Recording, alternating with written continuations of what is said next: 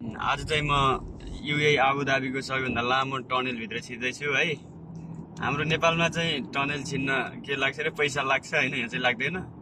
कम्ती यो लगभग 2 किलोमिटर होला, लामो त छैन। यो चाहिँ टनेल हो। यस्तो खतरा छ, लाइटिङदेखि लिएर all it's very good and very nice. C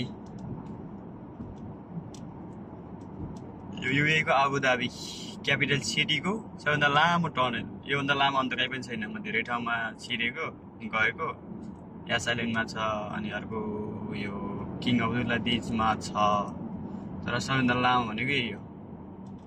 चाहिँ टनेल अन्डरग्राउन्ड। क्या खतरा छ, पुरै राम्रो छ। हाम्रो नेपालमा पैसा लाग्छ, यहाँ चाहिँ पैसा लाग्दैन।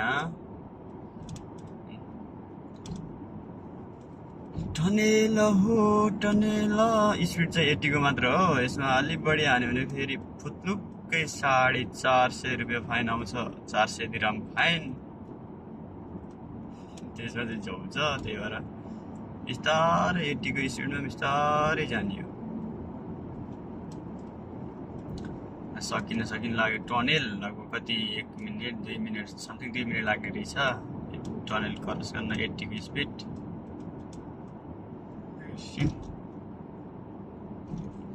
अझै अलि बाँकी छ।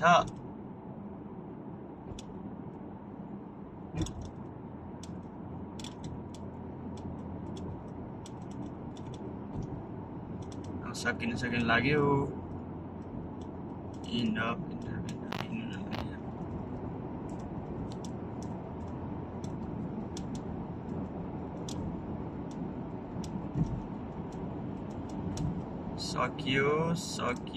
सकियो थोरै बाँकी छ।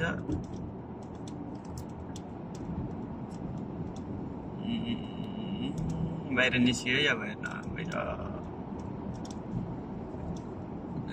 फिनिस। यति नै हो, यतिसम्म मात्र छ, सकियो।